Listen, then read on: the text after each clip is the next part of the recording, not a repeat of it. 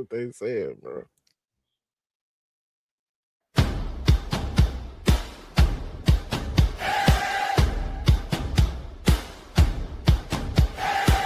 Turn it up, here we go. You've been waiting all week. Now you know the time has come. We're taking the floor. Strap in tight, we're ready for more. It's 11 o'clock time to bring it. The big show's here. You know we're gonna win it. Game day fever, feel it in your bones. We're cranking it loud through your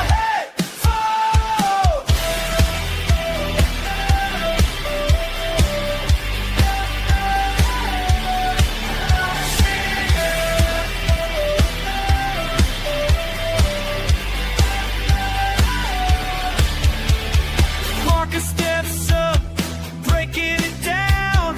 Josh has got the fire, wearing the crown. Johnny brings the heat, never backs away. Maniac lives up to the Navy display. M3's in the mix, tripling the thrill. 5 voices strong, bending your will. That load off. Another one. Yo, college football people, what's good? What's up? We ready. We here to talk about some things. A lot of Michigan fans in the chat ready to talk about y'all's next coach. And we got to talk about these playoffs and that terrible, terrible game for Oklahoma last night. All right. Y'all know what it is. We got M3 in the building, Johnny Old in the building. I'm going to let them introduce themselves. So who's coming up first? It's Maze Mad Man, and I'm upset about the results from last night and definitely about the news from this morning. We're gonna talk about it. Facts. J.O. You're muted. Not sure why I was muted, but yeah. What up? I mean, as far as Michigan goes, it's all bad right now. It is all bad news for me. Man, somebody told you that before too. It's just crazy how that happened. This guy. Why y'all do this, man? Why do y'all give this cannon fodder to other people? I understand, it's not the best situation. I'm not gonna sugarcoat it. It's not ideal. Big Dog, introduce yourself. You gotta do this. Oh, introduce yourself. What up, folks? It's your resident Michigan fan from a house divided. Your boy Marcus, the level-headed one. I'll try to continue to be that today.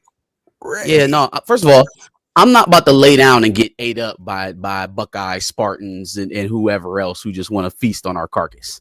So that's number one. But there's it's a carcass is already crazy.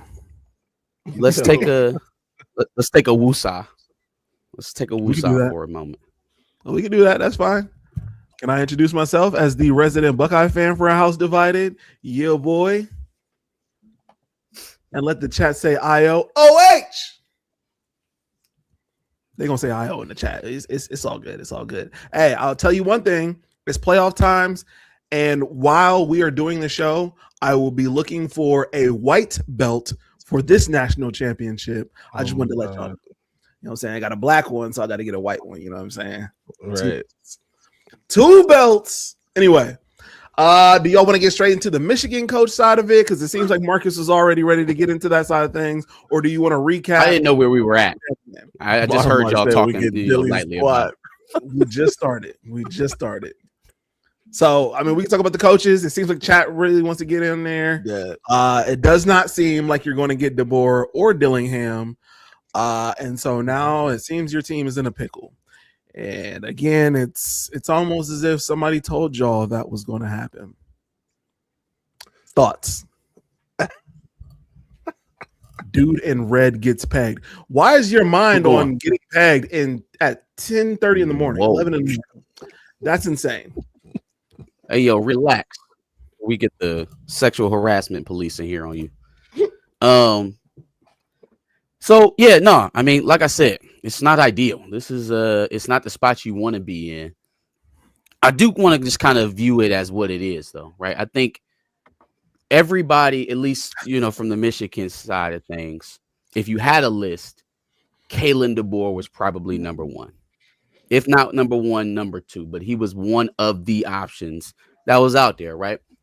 And so if that's the case, what other choice do you have than to let it play out and offer when you're able to offer? If Michigan had a head coach that was getting eyed by other folks, right? The NFL, would you expect that coach to take an interview in the middle of the run, right? Did everybody like the fact that our coach, while we were in the middle of recruiting cycles, while we're in the middle of trying to get guys in the portal, while we are trying to constitute our program, talking for other positions? Was that something that we all enjoyed here at Michigan? Do you think that was going to be something that would happen in Tuscaloosa if you wanted DeBoer? It had to play out. He had to either not make the playoffs or lose. And because Brent Venables runs a Harlem Globetrotter squad, it ended up being, not going in our favor. So, in terms of where you go next, in my opinion, you circle back on two names. Because for me, drudging all the way down to the list of the Clark Lees of the world, so even some guys we haven't necessarily heard right to this point, you could do a lot more good for what it is you want, which is retaining a roster, trying to keep your place in both of these recruiting classes that are coming up, 26 and 27, because you're currently top 10 in both, and then reassessing when more coaches are available. I would circle back with Brom and Minter. If none of those are options, right, if they're not going to say, yes, I will take the head coaching job right now. I understand Minter is in the middle. He's getting ready to enter a playoff run. He's going to want to do that. He can say he's going to take the position, though. If it's a no, we moving on, right? If it gets to a point where you don't feel like you have a bona fide head coach that can compete at the top levels of the Big Ten, then why not constitute your roster and reposition yourself when there are guys available? Is my logic about it. You struck out on your first two options.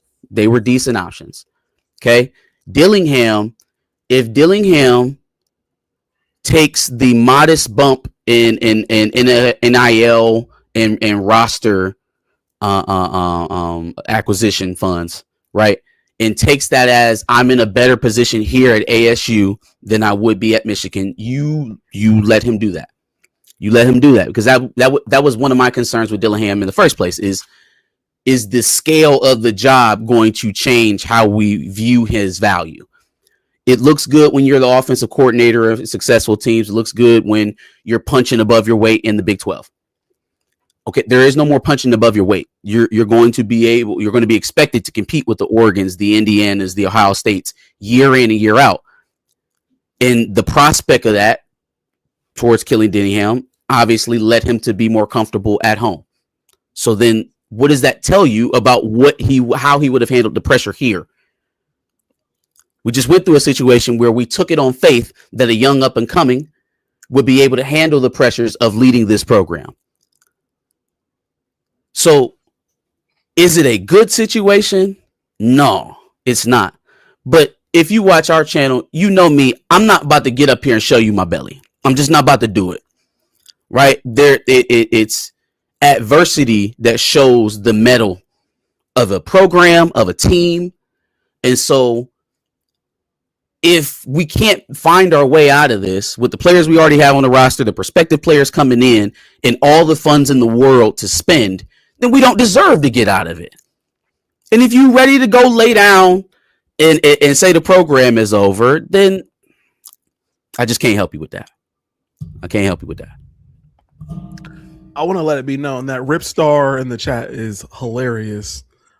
He's been getting jokes off on my expense this entire time, but he said Brian Kelly, bring him to Michigan, bring him home. Sorry, Risto. I thought you showed up to hear the discussion, dog. Maybe you on the wrong channel. Rip is Kelly Rip is from Michigan's hilarious. head Shout out coach. to Rip. All right, look, here's the thing. If you watch my watch party last night, which some of the people in the chat definitely did, Johnny was there. I then you know how which side I was on. I was firmly on Oklahoma winning the football game, and early on it looked like they were going to do just that, right? 17-0. Somehow Brett Venables forgot how to call defense for the rest of the night. It is what it is, right?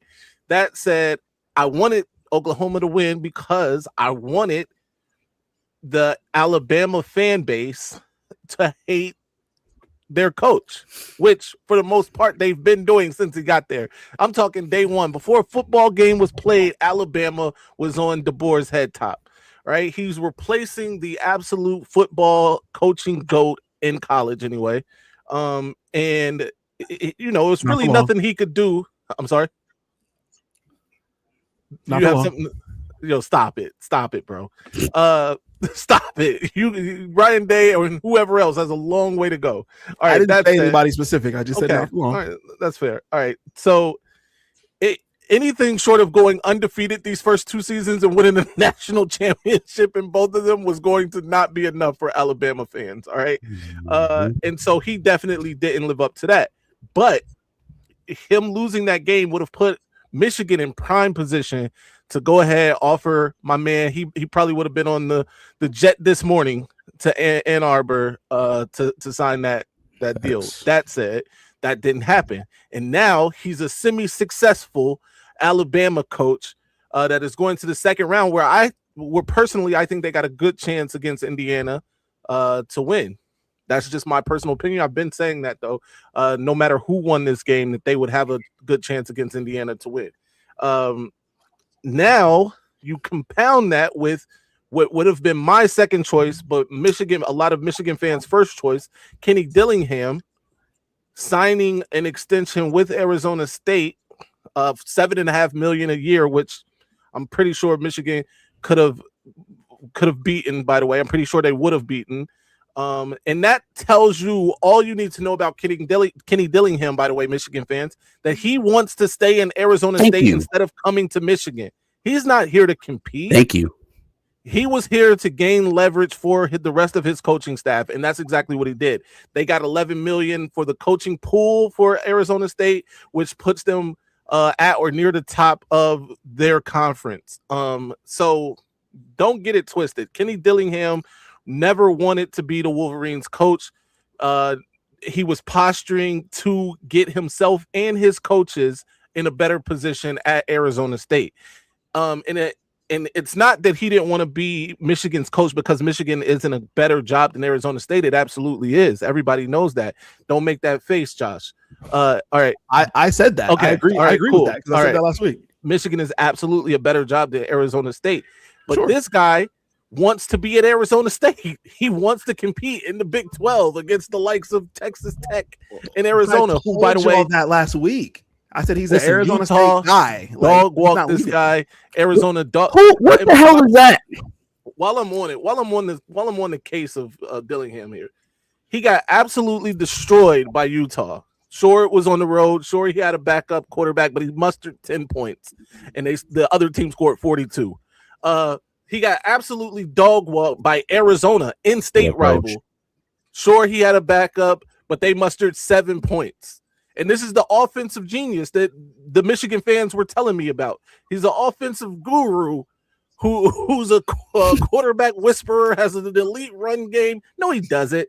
He's coaches at Arizona State, bro, and he's underachieving. This year, he underachieved at Arizona State. He had expectations this year, and look what he did with the expectations. 1,000%. The best part of his resume is I kept it close with Texas. That's the best part of his resume, bro.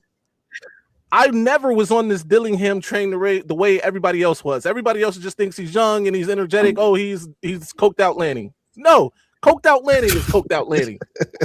This dude would lose 10 out of 10 times against coked out Lanning. So beyond that, the options really are: do we stay with DeBoer? Do we try to stay with the DeBoer train? Hope that Cignetti and Indiana wrecks this train, by the way. And by wreck it, I mean wins by 10 plus points against Alabama, which is possible. Or do we stick with Biff Poggi, bro? Do we stick with Biff Poggi? Let's say Biff goes to the Cheez-It Citrus Bowl, beats Texas handily. Then what? We saw what the offense looked like with Biff as the head man against Nebraska. People liked it. We also know that Biff Poggi has a decent recruiting base. He can recruit that Mid-Atlantic, that kind of DMV area very well. Biff Poggi has some skin in the game for sure. I do think that it depends on how we look against the cheesiest. Yeah, right. I do think it depends on how we look against Texas and what that looks like. But at the same time, the players that are currently on the roster are comfortable with Biff. Outside of that, though, bro, Dillingham, not only was it never going to happen, apparently, but it also shouldn't have happened because he doesn't deserve the Michigan job, honestly, bro. He's done nothing in his coaching career that says he should be the next Michigan head coach. Got you. JL? My thoughts on it, I'm a little bit different, you know. This is bad. We could sugarcoat it. The fans, rival fans, they're gonna talk whether we like it or not. Ain't no stopping them from talking. Wow. But it's bad in the reason because you put it out there that DeBoer was your number one. You put it out there that Dillingham was your number two. You put it out there. We didn't put it out there. They put it out there. You get what I'm saying? So the fact that you did that and okay, DeBoer was number one, but you had to wait for him in the playoff. Dillingham is your number two. He's just got a regular bowl game. Now, you playing Russian roulette. This is basically what happened. You going to the school dance. You're going to the school dance. You waiting on that. You waiting on Jill. You waiting on Jill because she's so fine. You waiting on Jill. When Janet wants you. Janet wants to go to the dance with you. If you ask her. If you Jill and ask Janet her. is crazy. But no, you waiting on Jill, and then Jill gets asked by somebody else, or she goes with her boyfriend, and then Janet, somebody else asked her. Now they're both gone. Because you played. Man, Janet was trying to make Harry. He was trying to make Harry jealous. I mean, She wanted more attention from Harry. You can. This is my thing. You can say that. And real quick, talking on these coaches. Everybody is different. He's from there, so I understand that he wants to stay there. I can understand that he wants to stay there. But if Michigan isn't going all in to get me, why am I going out of my way? If okay, this is business. So Arizona State is stepping up. They see Michigan wants our coach. Michigan is interested in our coach. But okay, my alma mater is going all in to keep me. Michigan, they ain't all in. They ain't all in on trying to get me. They still want DeBoer. So why would I go all in on Michigan when they're not all in on trying to hire me? So you preferred Dillingham? You preferred Dillingham to DeBoer? I preferred to get one of them, and it was kind of obvious to me that we probably weren't going to get DeBoer. So I would have went all in on Dillingham. You get what I'm saying?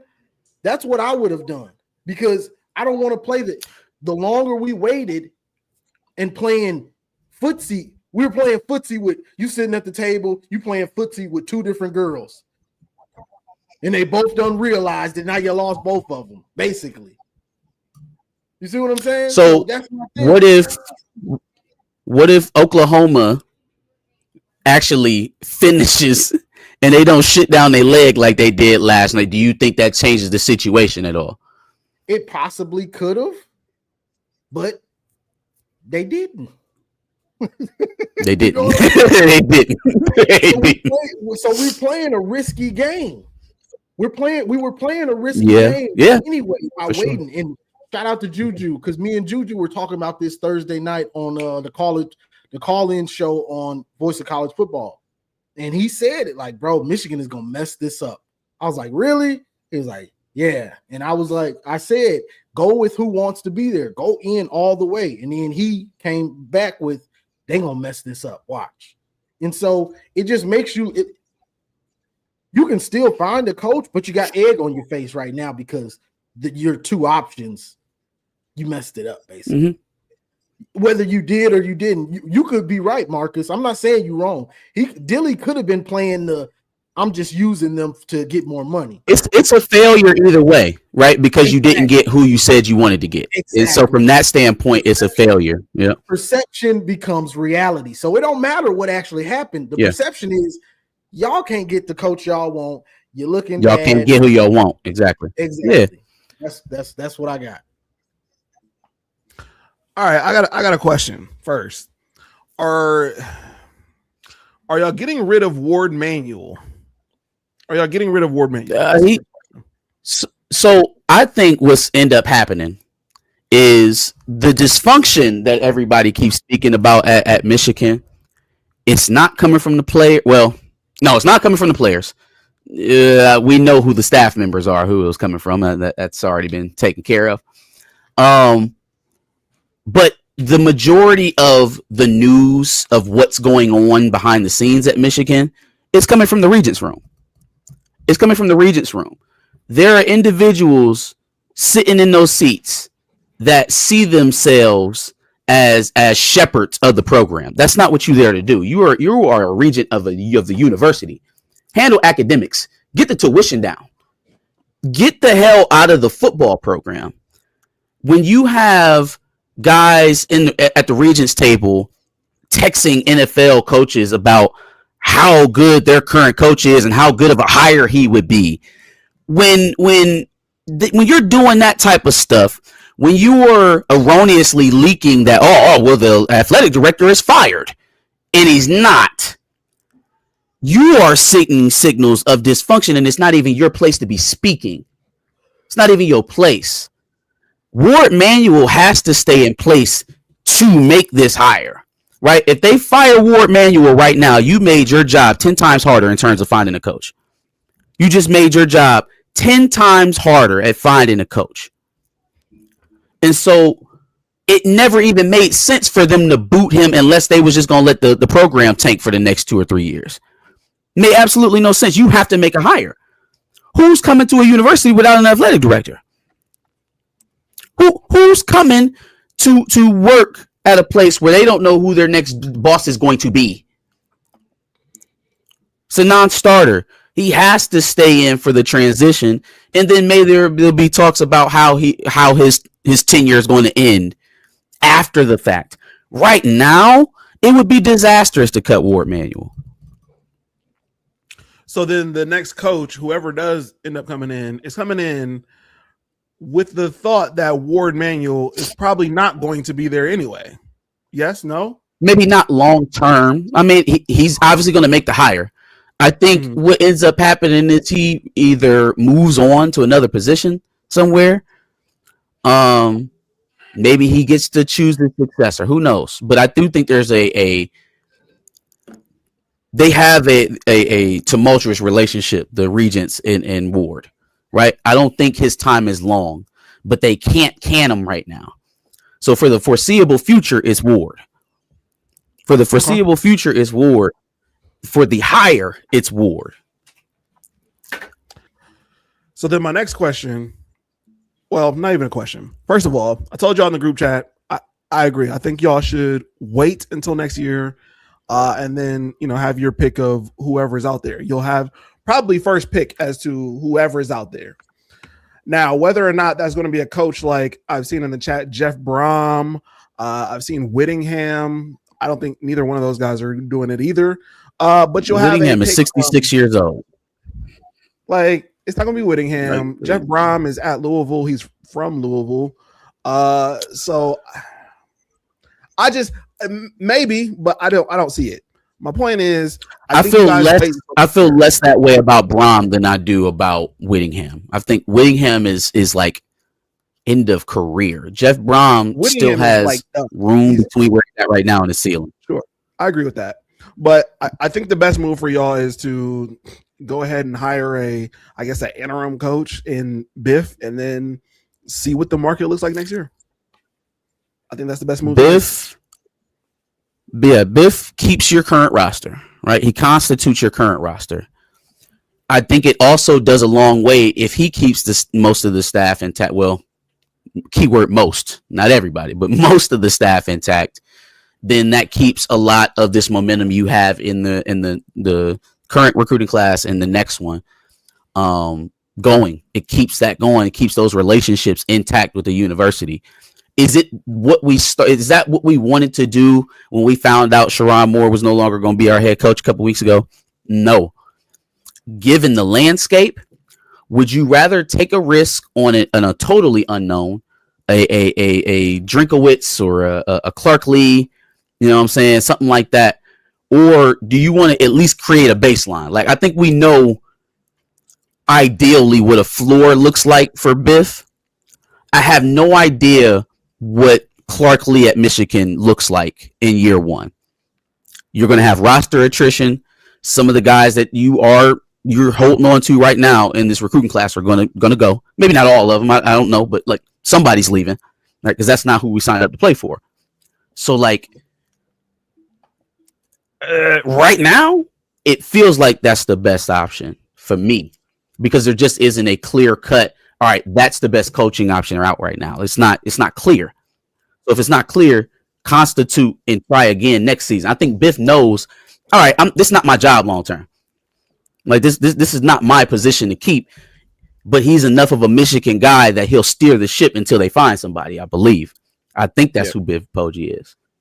The bottom line is this, bro. We are not. DeBoer is still on the table, no matter what we think. Right? It's still a possibility. I'm not saying it's a good possibility. It's just not over, is what I'm saying. Right?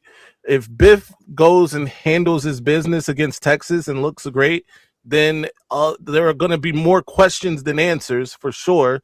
But maybe we do stick with Biff or whatever. But I also think that maybe this was a blessing in disguise. Oklahoma not winning yesterday means that DeBoer was not offered officially yesterday or today, means that Dillingham is off the table. I'm sure they got more aggressive with those talks as that game waned at ASU, right?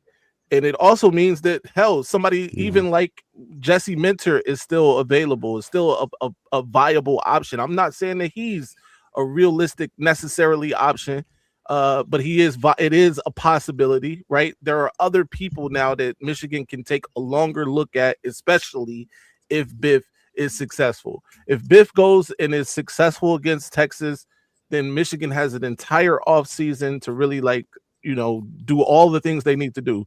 Clean up the AD situation, whatever that's going to be, make it be what it's going to be. Also, I agree with some of what Marcus was saying with the regents. There is at least one regent that we know feeds information to our enemies, by the way, not just feeds and leaks information, gives that information directly to people like Spiro. There's at least one of them that does that. So there is that situation. Right now, Michigan just needs to be prepared to pay whoever it is a hefty sum. Last thing, Aaron Taylor said that he doesn't care what a Buckeye thinks about y'all situation. That's fine. It doesn't matter who y'all hire. Not concerned over here. Not concerned over here whatsoever. Let's get to these super chats. M. Morris, Michigan did lose to a goner. Anyway, Michigan is severely lacking in leadership. Fire Ward, change a couple of regions. Too many clown moves by people who make millions. Thank you for the $5. He also said another $5. Wrong. Harbaugh was hired by an interim AD. You fire Ward now. Too many hands in the pot making the worst gumbo ever. Keep Biff for a year. I didn't say make Ward hire him. I say show some sort of organization while you make this hire. Dysfunction like what you're describing is not attractive to anybody. Yeah, no, we'll find somebody, but come on, just coach. Because I'm upset and I hate the guy in place, so I'm not gonna make a rational decision about how to make this process actually happen. I appreciate the $5 though. Appreciate the $5. And Michigander 1212. Thank you for the $5. Eli Drinkowitz consistently has top defenses and rushing offenses. He's now had 2 All-American running backs in Cody Schrader in 2023, and now with Ahmed Hardy, another coach that doesn't put fear in my heart as a Buckeye. But hey, how many times is Eli Drinkowitz? How many times has Eli Drinkowitz won or competed for the SEC title? That's right. What we're talking about. We want, right? We don't want a guy who's just punching above his weight in the mid tiers of the SEC. If that's the case, go offer Clark Lee $9 million a year and let's get going. What are we talking about? Who do you want? What do you want from this next coach? You want a guy who has impressive stats for the relative success that he's had in football, or do you want a successful individual? By the way, somebody putting fear in Buckeyes' hearts means nothing to us. Were you afraid of Sharon Moore when he came to Columbus and handed y'all a fresh L? I haven't been afraid. You don't have to be. That's what I'm about to scared at all. Get your ass kicked. You don't got to be scared to get your teeth kicked in. It's a lot of brave dead people. 4 times. But go ahead. How long? Anyway, Alabama, Oklahoma. Oh my God, Oklahoma fucked up big time. Had the game firmly in grasp, and they lost it by 10 points. Thoughts? Who wants to go first? I'll go. Who wants to go first? I'll go. 17-0. Then all of a sudden, Brent Venables forgot how to play defense. He was doing God's work for the first quarter and the first part of the second quarter because he was hand delivering Michigan their future head coach. But you know what? That was too much to ask of Brent Venables in Oklahoma. They could not gift wrap Kalen DeBoer for us to pick up at the nearest airport and swift away to A2. And somehow they lost that game. That said, I thought that Alabama showed some decent resilience in this game. It would have been easy for them to pack it up after being down 17 donut. Granted, it was early. It was first half. Hell, by halftime, was the score tied at halftime? I think they might have tied it up before half, maybe 10-17, something like that, 17-17. Yeah, at half. Tied at 17. Yeah. Yep. So before halftime, the score was tied. All the momentum had really shifted to Alabama, and they even had to deal with it could have been more out of hand, honestly. They had key drops. Ryan Williams did what Ryan Williams has been doing all season. He dropped another one. Then number 5, I forget who that is, but he basically was waiting on a ball like a punt and somehow completely misjudged it. It wasn't even close. Or the score could have been probably even more ugly, but shout out to Kalen DeBoer. Shout out to Alabama for, staying in the game, keeping their mind in the game. I thought at times Ty Simpson looked very good. He looked like the person that they were saying was a Heisman contender earlier in the season. And at times he didn't look that great. Mateer at times early in this game, I thought John Mateer, somebody had gotten into John Mateer's body, and because the way he was dotting them up, and they had a big drop too. He was rolling out to the left one time, threw it a good 30-40 yards down the field. Dude just dropped that thing to the running back. Yep, as soon as Mateer had adversity, he turned into a puddle of goo. Right, he got sacked one time, and then I think he followed that up with that pick 6, and the ball game was basically over for Oklahoma at that point.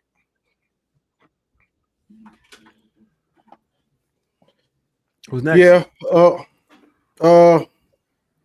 Oklahoma choked that game away pretty fast. Pretty fast. Whether it was the interception, but before then, after Alabama had answered, that deep pass to the running back, you got to make that play. Got to make that it. When he dropped that, and then the pick comes after that. It was ball game like once they tied it up before half, it was basically ball game. Like big time players make big time plays, and Oklahoma had guys that didn't make the plays when they needed them when the adversity struck. They got up early, and Bama was still trying to find themselves, trying to stay composed, and you didn't make the plays. Once Bama started to fight back, Oklahoma didn't really have much fight in them. They weren't hard to kill. It didn't seem like once they started fighting, they weren't hard to kill. But I like that sweatshirt. But so yeah, that leaves Oklahoma in the lurch. But what's his name? Oklahoma coach Venables. Venables had a good year for them. They made the playoffs. DeBoer is going on, and it leaves us in the lurch a little bit as Michigan fans. It's the truth. So we'll see what they do, but that was a loss for Oklahoma, and it felt like a loss for us too. I'm gonna keep it 100. Go ahead, Marcus. Man, okay. So I was texting y'all last night around halftime, start of the third quarter. And like I knew by then that they were probably going to lose this game. And it was just like watching the first quarter. They dominated them. They were running the ball well. They got big play after big play. Those first two drives, I'm like, oh man, this game is done. This game is done. After the first two touchdowns, Alabama stalls out on offense again. They get the ball back. I think that's when the drop happened, the drop to the running back, where he like turns his body and flicks it sideways. It was the weirdest throw, and it ended up a little bit short, but you still got to catch that. You got to catch that. Then the second quarter starts, and everything. I mean, it's diarrhea city all over that team. A muffed punt out of nowhere. It literally looked like he was trying to drop it on the ground. It was uncanny. Had the muffed punt. Had the pick. Yeah, I'm like, what even was that? Man was nowhere near him, bro. The pick six, terrible. Awful. Like, the worst throw of the game. Absolutely terrible. And then, right, you have a chance. This game was so demonstratively in Oklahoma's favor. They still had a chance. They had an opportunity, but then you get all the way down there, you get stalls out in the red zone, and you miss the field goal, miss a chippy. Like everything that could go wrong for Oklahoma in that game did go wrong starting in the second quarter. And, I try not to totally take away credit from teams for doing what they're supposed to do when they present those opportunities. Y'all, Alabama ran the ball for 28 yards. 1.1 yards a carry. I'm sorry. If you ever lose a game where the opposing opponent runs it that putrid, what are we even doing? What are you doing? And you were up 17-0, 17 scratch, and they can't run the ball at all. 28 yards for the game, and you lose it by 10? Again, I try not to take credit away from DeBoer in Alabama. They did what they were supposed to do. They made it happen. But god damn, was that a gift? Damn, was that a gift? Facts. Yeah, I guess looking at this game from jump, I was looking for a team that could potentially go and see Indiana and give them a fight. And throughout this game, I didn't see either team giving that fight. Right? Neither one of these teams look like they're going to give Indiana any kind of fight. Whether it's Oklahoma's lack of a run game, John Mateer made up for it at times, but then again, as we all saw, he fucked it up multiple times. I don't believe that Bama, even though they beat that team, I don't believe Bama is going to go into Indiana and beat them. I just don't. I don't see it from either team. So congratulations to Indiana, moving on to likely the national championship after this, or whatever the round is before the national championship, because both of these teams looked ass. And if anything, it gives credence to what I've been saying all year about the SEC. Real quick, because one thing I love about this show is the chat. This man said Garrison's up for 5 Validate Me awards, and I hope you win every single one. It's not even funny. Yo, this chat is fucking hilarious, man. All right, that wasn't even worth stopping the show for. No, that was great, bro. 5 Validate Me awards. Why are we going Oregon, James Madison first when the Texas A&M Miami game? That's the game of the week, I guess. Okay, all right, fair enough. We got to get this game out the way. This is right. This is the right order to go in. This is a trash game. Let's go. Oregon's winning this game. I know we don't pick, but do we need to say any more? Who wants to say anything? So, yeah. No. I'll take it in a different direction. I think it's interesting that we are really focused on like Ole Miss Tulane. We're focused on James Madison in Oregon. Like, oh man, these teams shouldn't be in here. Why are they even here?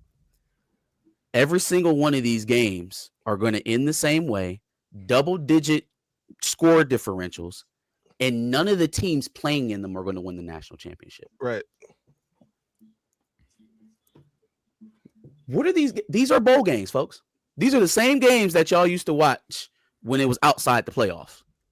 These games are pretty inconsequential. Does anybody think that outside of Ohio State, Georgia, maybe Indiana, that there's a legitimate Texas Tech could make some noise, but they're below Indiana for me. But even just those 4 teams, you think Oregon gonna run the table and win the national championship? Anybody? Absolutely not. Absolutely not. Hey, JS in the chat, please shut up. You sound stupid. But no, Oregon's just saying. These games are inconsequential. It was the same way last year, right? We watched Penn State beat the shit out of SMU. Neither one of those teams made a difference in the national championship. Like this is what we're relegated to, arguing over whether James Madison should get into the playoffs when none of these games matter. That's my thought. When JMU knock off the Ducks, you all going to say, I knew they were going to win. What are we talking about in the chat? Chat sounds crazy right now. I will eat my shirt. I'll eat my shirt. This isn't basketball. A lot of people in chat saying stupid shit. When JMU knocks off Oregon? Somebody said that? Yeah. Yeah. Yes. Yeah. Chat is saying, there's some people in chat saying the stupidest shit right now. Listen, the SEC. JMU, if JMU is within 20 points of this game when the clock strikes 0, that's a win for JMU. Unfortunately for JMU, and by the way, I live not too far from JMU. I think that they have a good program. Going from Cignetti to I forget my man's name now, who's leaving, by the way, to go to UCLA. But the reality is this: they play a similar style of football to Oregon without the athletes that Oregon has. They can't outrun these guys to the boundaries, bro. They're going to get destroyed. I'm sorry. It just is what it is. They got a bunch of kids from, they got the leftovers basically. That schools like Oregon didn't want. Exactly. And it's gonna show on the field. Unfortunately, I wish JMU could give a game here. Sure, they can't though. I'm sorry. And if they're within 20 points at the end of this one, it's a win. Lanning. Right. Y'all. Now y'all want Lanning now. What is happening? Be like, hey, listen, I know they want to burn down your house out there in Eugene. The truth is this. The truth is this, Josh. We are desperate.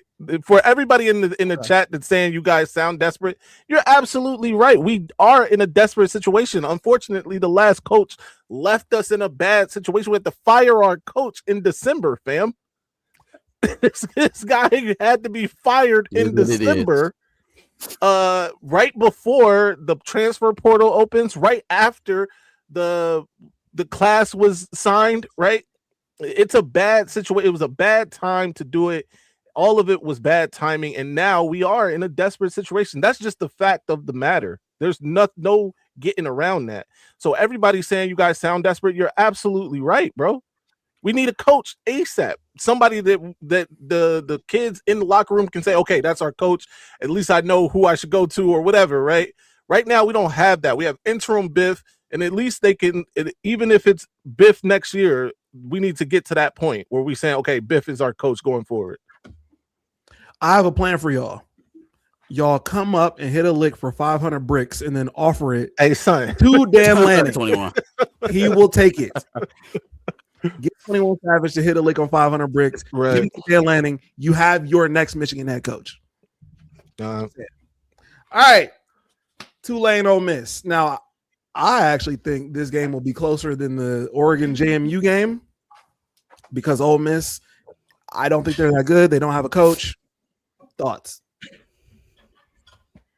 Ole Miss is I going guess to I'll dominate go. this game the same way Oregon will. Oh, go, Johnny.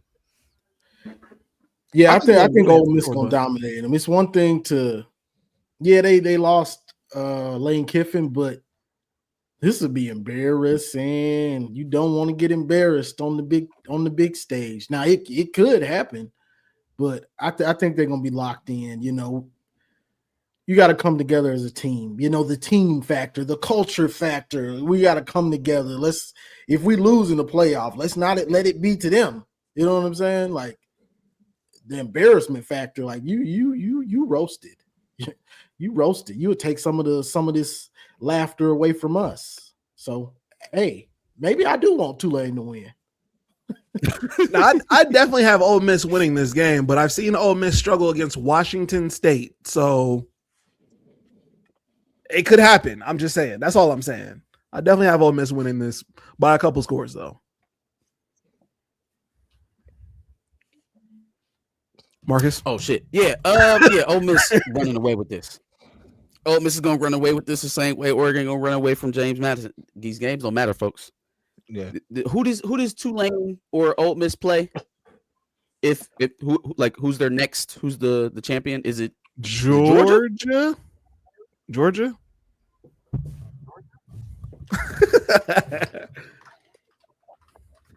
This game doesn't matter, but Ole Miss can go back and say they won a playoff game. So I guess that's something. Yeah, you don't want to lose to this. What's wrong with Tulane? What's wrong? You don't want to lose to this. Anyway, look, I think take Tulane. I'm sorry, take Ole Miss and the points. They're gonna cover. They're gonna win.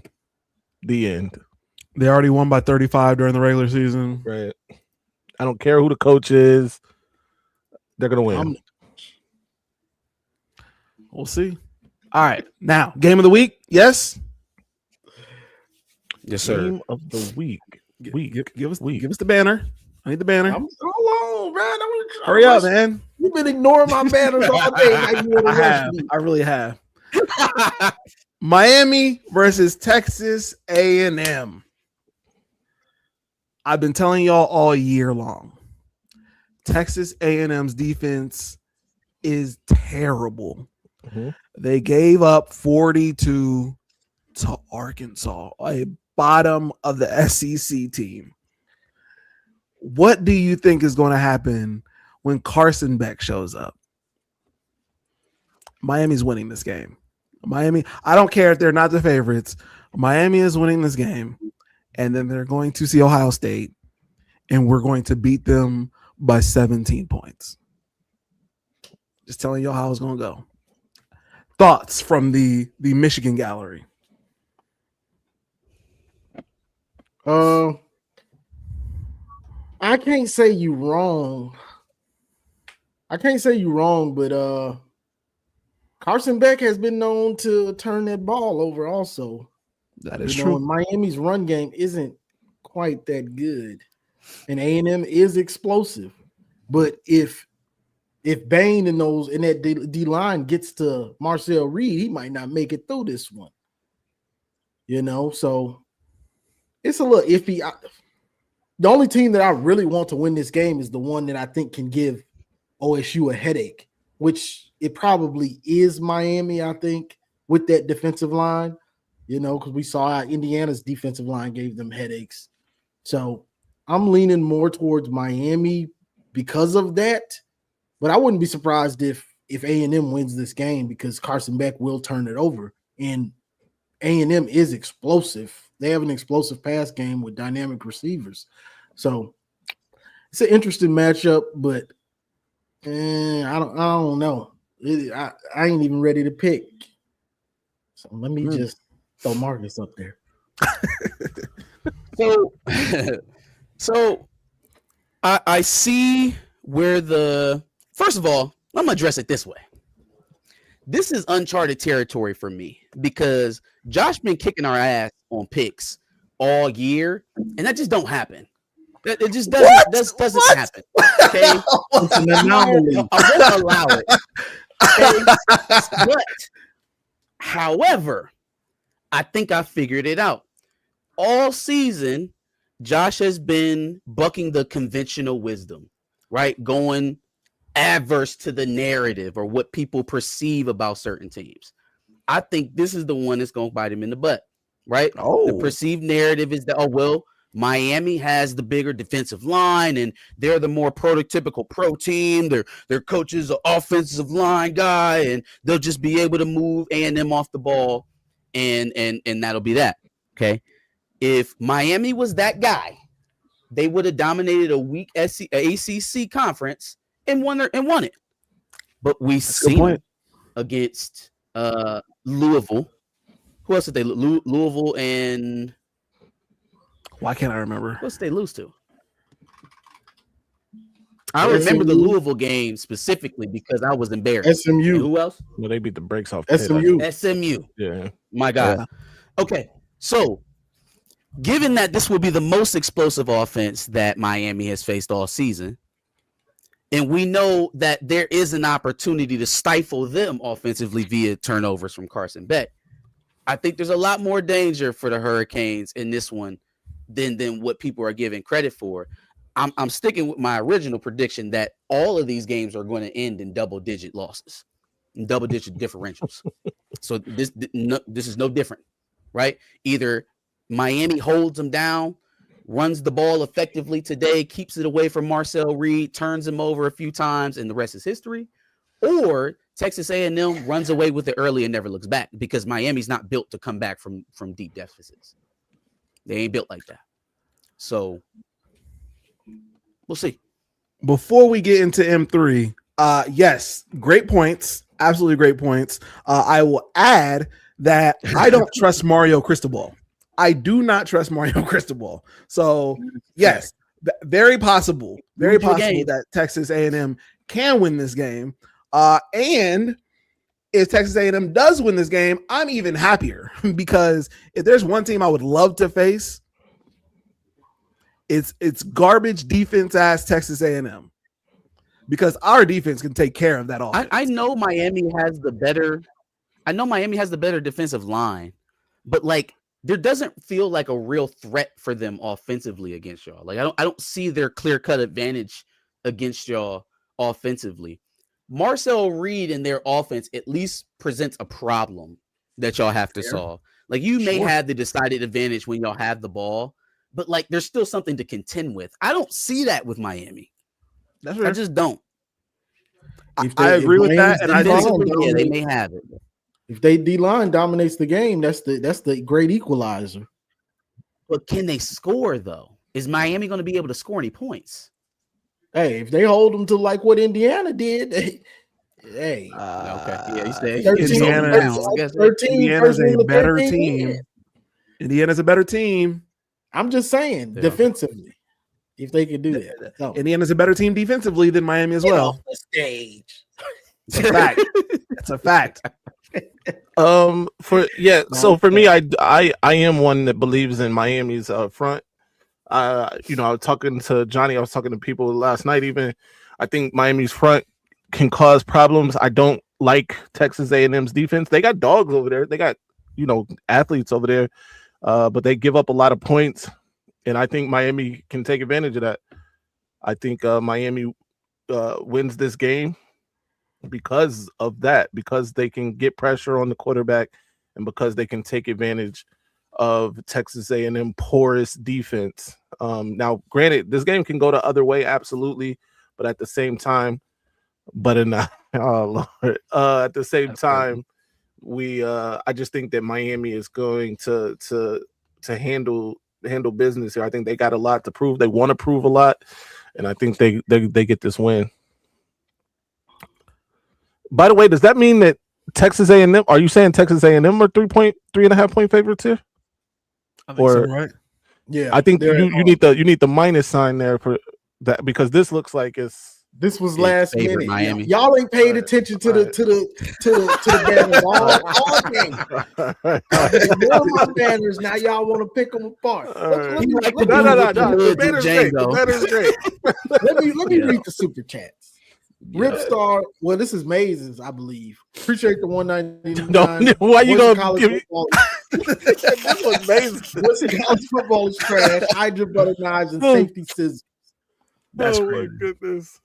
Appreciate the $2 from Michigander 1212. Eli beat the Buckeyes in 2023. That's a They fact. beat He did. Lincoln Keenholtz.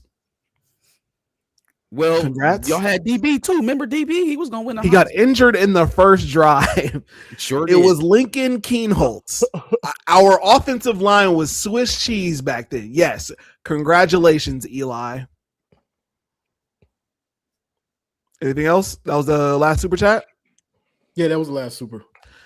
I'm not gonna lie to y'all. I'm ready to get this first round over with because I'm ready to see if Indiana can continue their hot streak right now. I want to see what Georgia looks like. Obviously, before we play them, Buckeyes. Obviously, I want to see the Buckeyes play. And Texas Tech, and their defense flying around the field. I'm ready for those teams as opposed to JMU and fucking Tulane and Arizona this bullshit State as beat first round. Texas Tech. No. They did. I had Arizona State winning that conference. I feel so bad. sure now. did. Dilly. Mm. Damn. One prediction out of all the predictions I got right. Bro, you see how the also I want to point out something too that the fans are fickle. You guys are a fickle group. When I mentioned all of Dilly's shortcomings, by the way, which is a lot of them, by the way, everybody's well, neither was Sharon wasn't blah, blah, blah, blah. Bro, Sharon gone. What we talking about Sharon for? And do we want a repeat of Sharon? Can we talk about Make how it make y'all's sense. chat be saying the craziest shit in chat? A They tired Brutus of y'all. song? What do y'all be thinking about, bro? They tired of Homeboy was y'all. talking about pegged at 11 in the morning. This dude talking about Brutus songs. Like, what y'all be on? I You just gonna have to get her tired of training y'all. order. just saying. These folks are Indiana tired is of curb y'all. stomping Bama. They can't run the ball. I agree. 28 Meet me yards, back- 1.1 yards a carry. Meet It's me back atrocious. here after that game is over. I promise you, it's not gonna go the way y'all think it's gonna go. The Bama Indiana game? Yeah, Okay. How's it going to go? Give us your Uh, prediction. that Indiana's not gonna win that game. You got Bama? I got Okay. Bama. Whoa. Okay. Look, you smoking that loud because all of a sudden Kurt Signetti is he's unbeatable, right? No, No, not saying It's that. not that. It's how Talk Bama vulnerable looks Bama atrocious. is. with talent. Bama Dog, looks atrocious. The entire train had to All right. leave the tracks. It had to levitate out of orbit for Alabama to win that game last night. Like it wasn't just a Hold on, train bro. wreck. This shit left Earth. The train No, left listen. Earth. Listen, they did. It did get off the tracks. However, it was assisted by Bama. Okay, I mean, all right, okay. if Alright. you get rid of Bama, if Indiana somehow All 20 handles that situation, Mm-hmm. Ohio State will win another national championship. Wait, you think Indiana the only team in this playoff that can beat y'all? Yes. Please tell the truth about Georgia. Just one time. Yes. Please tell the truth Oh about no. Georgia. Look, I will give Georgia all their props, right? But until I know for sure that their best team is going to come up, I'll never know what Georgia team I'm going to get. I just won't.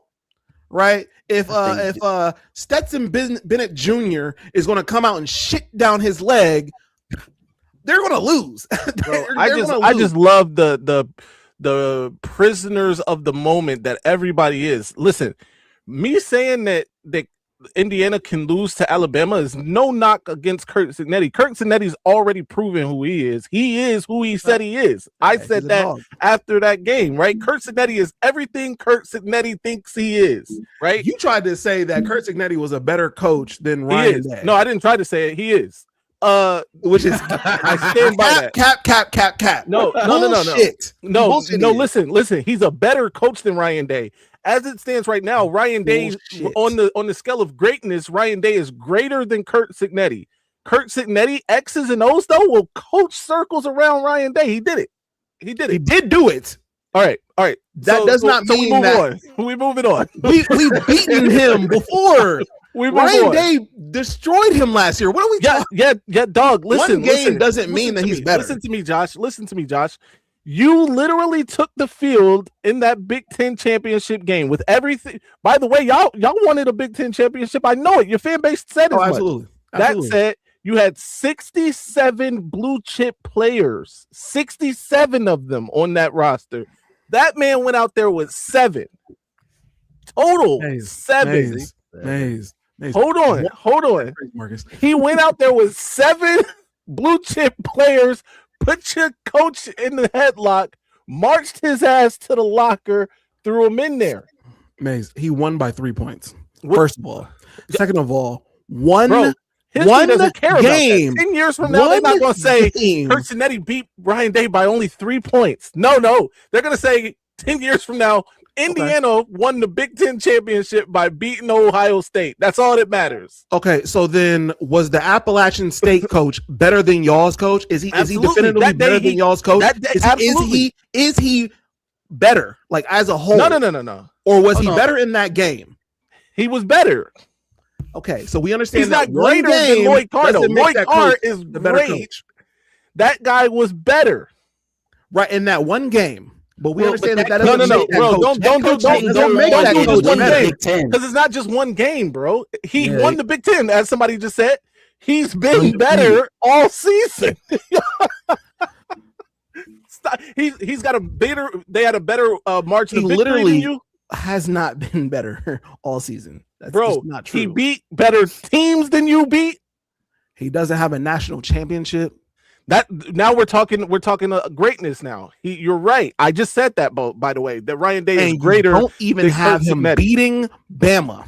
He is not definitively a better coach just because he won the one game. This is what I'm saying. It would take me another hour to explain this to people like you. He's not a better coach. He's just not. Listen, he's not. He's better than that man. He's better than DeBoer. He gonna lose though. He might be better than DeBoer. Yeah, but he's not. How do you think this is going to go down? Hold on, wait. This is over. How do you think that's going to go down between Bama and Indiana? Like, I don't think Bama doesn't run the ball better. Mm-hmm. They don't pass the ball better. They don't play better defense. They don't have a better pass rush. Why? They don't pass the ball better than Indiana? Yeah. Let's. It's probably close. On, man, relax. Relax. I think Indiana. You guys are too incredulous for me. Like you're making it seem like this is far fetched. Literally, they have a Heisman winner. Wait a minute. He's the Heisman winner. He's literally is the Heisman winner, bro. We not. You look at those stats. Do those look like year over year? Are those Heisman winning stats? Right. He got 35 touchdowns. He got 35 tutties. Are those Heisman winning stats year over year? I mean, this year. He won it this year. Okay, right. He won it. Hold on, real quick. Ty Simpson wasn't even. Bama averages 8 more passing yards than. Oh, but you guys were incredulous, bro. Okay. Incredulous. Than Indiana. Look at y'all. Wait. I'm sorry. I still think Indiana's passing game is more consistent than Alabama's, but I will concede the point because 8 more yards per pass. Well, if it's 8 yards per pass, then that's astronomical. Overall, 55 to 247 a game. Yeah, and he's got the better players. Hold on. Period. Wait. Could that not just be explained that Alabama literally can't do the other thing on offense? Like they literally can't do the other thing. It's not even an option. They have to throw the ball. Ty Simpson is going to make plays with his feet. Okay, they'll get a timely run. Okay. And By the way, I don't even think this thing is necessarily close. And by that, I mean they win by 10 or more. What have you seen from Alabama? What makes you think Wait, this? I gotta hear this. I gotta hear Alabama what this makes you think season. this. Yeah, listen, that they go listen, walk bro, in and listen. beat the I Big think you Ten sound champ. crazy, that but I want you to I be know right. you do. I know you do. Listen, I want here's you to the be thing. I bet you do. I do. Here's the thing. Yes, Indiana has been the best team in college football all season. We saw Oregon do a similar thing, by the way, last season and then get dog walked when it mattered. Did all of those teams that had the first round bye lose, by the way, last season? Every one of them? Texas lost. Georgia lost. Georgia lost to Notre Dame. Right. Who had to play in the first round and then beat Georgia. Georgia didn't lose in.